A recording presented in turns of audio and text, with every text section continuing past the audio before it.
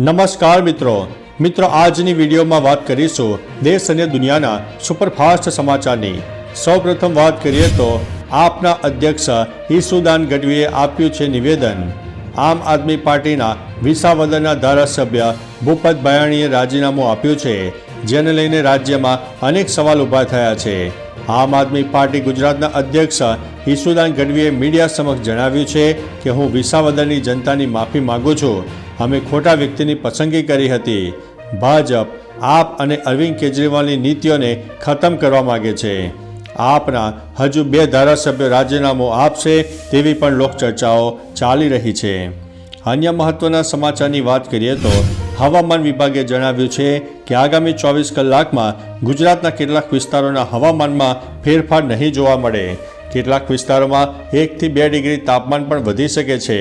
બીજી તરફ આગામી 5 દિવસ ગુજરાતમાં વરસાદની સંભાવના નથી। જો કે હાલ અરબી સમુદ્રમાંથી ભેજ આવી રહ્યો છે, જેના કારણે ખેડા, આણંદ, મોરબી, વડોદરા, નર્મદા અને સુરેન્દ્રનગરમાં વાદળો બની રહ્યા છે। અન્ય મહત્વના સમાચારની વાત કરીએ તો જોરદાર અકસ્માત, 2 વ્યક્તિઓના થયા છે મોત। ગુજરાતમાં અકસ્માતોના બનાવમાં સતત વધારો થઈ રહ્યો છે, ત્યારે વડોદરાના પાદરાના જંબુસર હાઈવે ઉપર અકસ્માત સર્જાયો છે। આ અકસ્માતમાં લોકોના મોત નીપજ્યા છે, જેમાં 2 વ્યક્તિના મોત થયા છે। કારનું ટાયર ફાટતા બાઇકને અડફેટે લેતા આ અકસ્માત સર્જાયો હતો। બાઇકમાં સવાર 2 લોકોના કમકમાટી ભર્યા મોત નીપજ્યા છે। ઉલ્લેખનીય છે કે છેલ્લા ઘણા સમયથી રાજ્યમાં અકસ્માતની ઘટનાઓ સતત વધી રહી છે। અન્ય મહત્વના સમાચારની વાત કરીએ તો આઈફોનનું ઉત્પાદન કરતી કંપની ફોક્સકોન ભારતમાં 8,000 કરોડનું રોકાણ કરશે। તે મૂળ તાઇવાનની કંપની છે, જે વૈશ્વિક સ્તરે 70% આઈફોન બનાવે છે। ભારતના એપલ ઇન્ડિયા પ્લાન્ટમાં રોકાણ કરશે।